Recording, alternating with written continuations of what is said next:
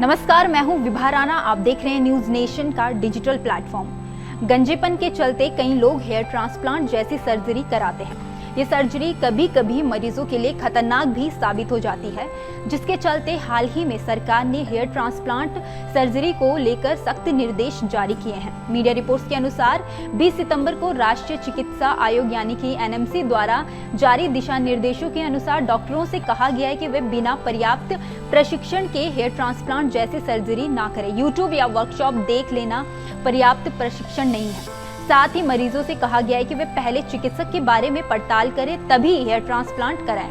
Aesthetic surgery और hair transplant प्रक्रियाओं पर दिशा निर्देश जारी करते हुए चिकित्सा आयोग ने सलाह दी है कि इस तरह की चिकित्सा प्रक्रियाओं में बेहतर प्रबंधन और संसाधन की जरूरत होती है। हेयर ट्रांसप्लांट की सर्जरी के बाद की देखभाल के लिए प्रशिक्षित स्टाफ और खास उपकरणों की उपलब्धता पर भी जोर दिया गया है। वहीं एनएमसी ने कहा है कि हेयर ट्रांसप्लांट के लिए डॉक्टरों को व्यापक प्रशिक्षण जरूरी है। दूसरे मरीज का चयन भी महत्वपूर्ण है। हर मरीज के बाल नहीं उगाए जा सकते हैं। साथ ही विभिन्न प्रकार की जांचें जरूरी है। सर्जरी के बाद की देखरेख भी महत्वपूर्ण है, इसलिए हर कोई सर्जन यह काम नहीं कर सकता है। कई चिकित्सक इस विषय पर किसी कार्यशाला में भाग लेकर या यूट्यूब चैनल पर देखकर सर्जरी करने लगते हैं। इसके गंभीर दुष्परिणाम भी हो सकते हैं। एनएमसी ने कहा कि सभी संसाधनों से लैस अस्पताल में ही इस प्रकार की शल्य चिकित्सा होनी चाहिए। वहां एनेस्थीसिया की भी सुविधा हो, मरीज की अनुमति लेना जरूरी हो और सर्जरी का रिकॉर्ड भी वैसा ही रखा जाना चाहिए जैसे अन्य प्रकार की सर्जरी के मामले में रखा जाता है। वहीं एनएमसी की गाइडलाइन जारी होने के बाद डर्मेटोलॉजिस्ट दीपाली भारद्वाज ने गंजेपन के मरीजों से ये भी विनती की है। ये बहुत ही ज्यादा बढ़िया न्यूज है जो एनएमसी ने करी है और मैं एज ए डॉक्टर आज की डेट पे बेहद खुश हूँ।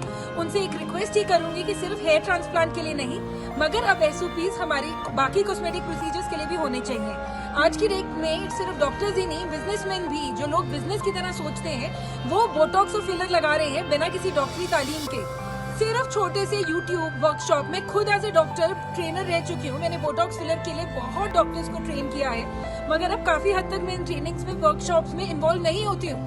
इसीलिए नहीं होती हूँ क्योंकि मेरे हिसाब से 2 दिन की ट्रेनिंग, 6 घंटे की ट्रेनिंग से कोई नहीं सीख सकता। मैंने अपनी डर्मेटोलॉजी करने के बाद अपनी जिंदगी के 5 साल अब्रॉड लगाए थे इस तालीम को सीखने के लिए। अपने हेयर ट्रांसप्लांट सीखने के लिए मैंने पूरा 1 साल लगाया है। तो एक दिन में कोई कैसे सीख सकता है, ये मुझे आज तक समझ नहीं आया। मेरी भारत सरकार से ये रिक्वेस्ट होगी कि इन एसओपीज के साथ रजिस्टर्ड मेडिकल प्रैक्टिशनर्स की गाइडलाइंस और स्पेसिफिक होनी चाहिए। बाकी के जो नॉन क्लिनिक्स हैं, जो नॉन रजिस्टर्ड डॉक्टर्स हैं जो इस तरह के काम कर रहे हैं, उन पे ताला लगना चाहिए। और सिर्फ हेयर ट्रांसप्लांट नहीं, बाकी कॉस्मेटिक प्रोसीजर्स, बोटॉक्स फिलर्स में भी ऐसा ही होना चाहिए, क्योंकि बोटॉक्स फिलर से ब्लाइंडनेस भी होती है, लोग मर भी सकते हैं। इस तरह के इतने मामूली से प्रोसीजर से जो बिजनेसमैन सोच से लोग कर जाते हैं, नॉन डॉक्टर्स कर जाते हैं या डॉक्टर्स विदाउट ट्रेनिंग कर जाते हैं, तो उन लोगों से मरीजों को बचाना चाहिए। कि डॉक्टर्स को ना इंस्टाग्राम पर, ना मैगजीन पर और ना ही न्यूज़पेपर में ढूंढे। यदि ढूंढना है तो आप जिस राज्य में हैं उस राज्य की मेडिकल काउंसिल वेबसाइट पर जाकर डॉक्टर ढूंढे और साथ ही डॉक्टर की सारी जानकारी भी देखिए। वहीं सरकार के दिशा निर्देशों के अनुसार हेयर ट्रांसप्लांट सिर्फ वही कर सकते हैं जिनके पास औपचारिक सर्जिकल प्रशिक्षण है और उन्होंने MCH DNB plastic surgery, MD DNB dermatology की पढ़ाई की हो। यह भी ध्यान दिया जाए कि हेयर ट्रांसप्लांट इनकी पढ़ाई का मुख्य विषय रहा हो। एनएमसी ने न सिर्फ डॉक्टरों बल्कि मरीजों को भी सलाह दी है कि वह यह सुनिश्चित करे कि जिस डॉक्टर से वह ऑपरेशन करा रहे हैं वह पर्याप्त रूप से अनुभवी और प्रशिक्षित हो।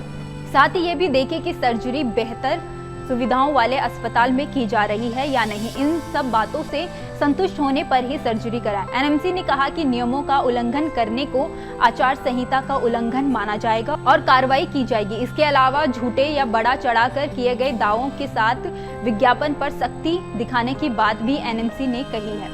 इस वीडियो में फिलहाल इतना ही। देखते रहे न्यूज नेशन का डिजिटल प्लेटफॉर्म।